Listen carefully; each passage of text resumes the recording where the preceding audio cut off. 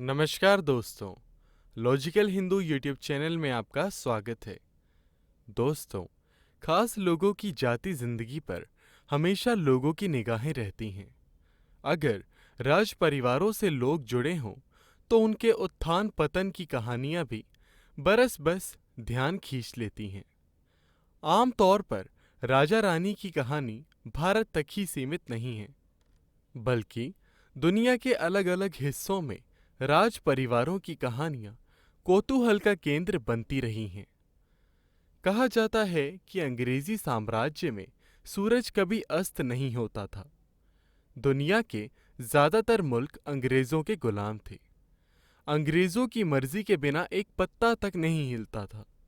लेकिन 19वीं शताब्दी के अंत तक ऐसी हकीकत दुनिया के लिए गवाह बनने जा रही थी, जिसे इंग्लैंड का राज परिवार तो क्या, एक सामान्य ब्रिटिश नागरिक हजम करने को तैयार नहीं था। एक भारतीय नौकर के प्यार में ब्रिटेन की रानी विक्टोरिया कैद हो चुकी थी। वो कहानी दुबले कद काठी वाले अब्दुल करीम की, जिसने रानी विक्टोरिया को अपना दीवाना बना दिया था। अब्दुल करीम करीब 24 साल के थे जब वे 1887 में आगरा से इंग्लैंड गए थे। उन्हें भारत की ओर से एक तोहफे के रूप में क्वीन विक्टोरिया के पास भेजा गया था।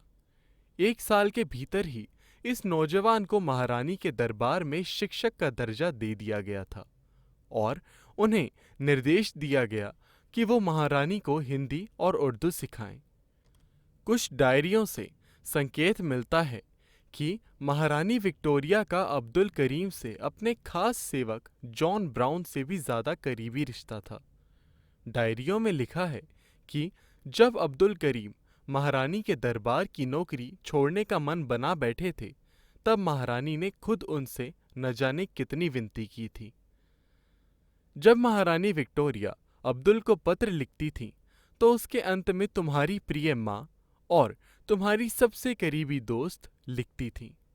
कभी-कभी तो महारानी अपने पत्रों में चुंबन के प्रतीक भी बना दिया करती थी, जो उस समय में बेहद असाधारण बात थी।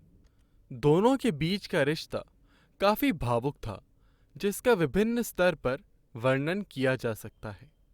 कह सकते हैं कि ये रिश्ता एक जवान भारतीय आदमी और एक 60 वर्षीय महिला के बीच का एक रिश्ता था, या फिर कहें कि एक माँ और बेटे के बीच के जैसा रिश्ता भी था। विक्टोरिया का जन्म 1819 में हुआ था, लेकिन जब विक्टोरिया महज 8 महीने की थी, तो उनके पिता का देहांत हो गया। विक्टोरिया के मामा ने उनकी शिक्षा दीक्षा का कार्य जिम्मेदारी से संभाला।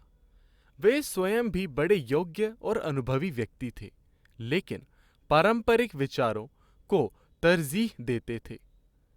विक्टोरिया को किसी भी पुरुष से एकांत में मिलने नहीं दिया जाता था। यहाँ तक कि बड़ी उम्र के नौकर चाकर भी उनके पास नहीं आ सकते थे।